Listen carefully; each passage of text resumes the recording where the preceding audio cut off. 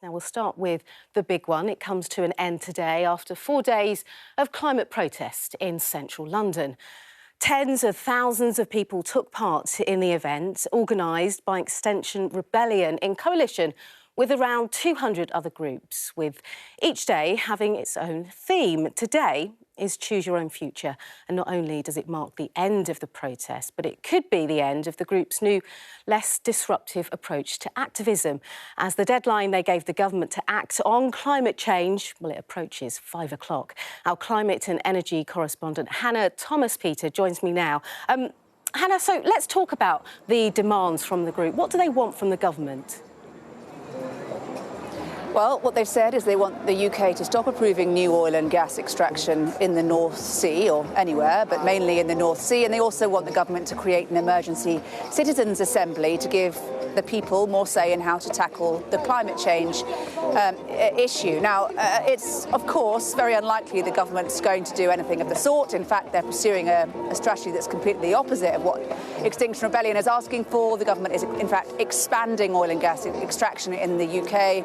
In the North Sea, they see it as critical to their energy security policies, and they have been asked for a number of years now to create emergency citizens' assemblies, and they've done nothing of the sort. So we can assume the 5 p.m. deadline is going to come and go. What next? Well, Extinction Rebellion and others, there are other groups in this coalition that have joined here for this 4 days of protest. Well, they say they're going to do more now if the government ignores them to support strikers around the country. And separately, they're going to start thinking about stepping up a new campaign of civil disobedience. I think we'll see that from Just Stop Oil, who've already decided for the next indefinitely, is what they've said. Every day they're going to do slow marches and block major roads in the capital and beyond.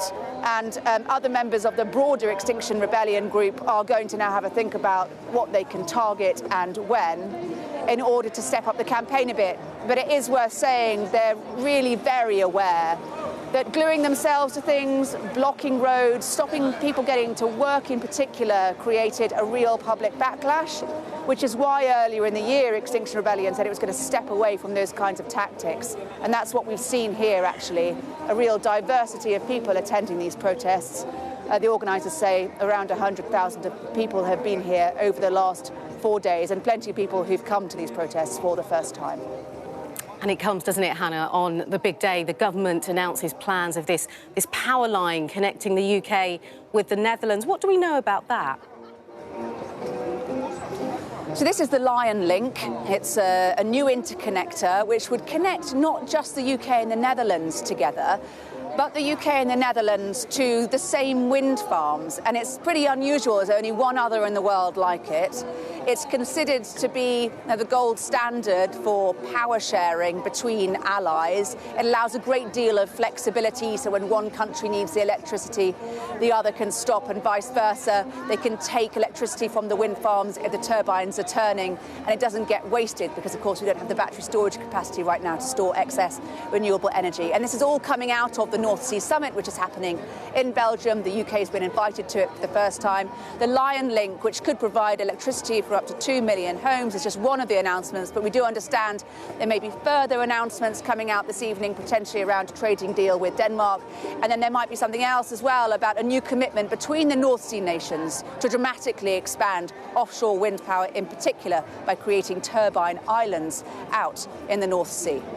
OK, Hannah, thanks so much for that update. Let's take a look at some other stories making news today. And in Berlin, climate activists, well, they tried to bring traffic to a standstill this morning by gluing themselves to streets all over the capital. They had delayed the start of the all-electric Formula E race on Sunday. Warning, we're on the highway to the climate of hell.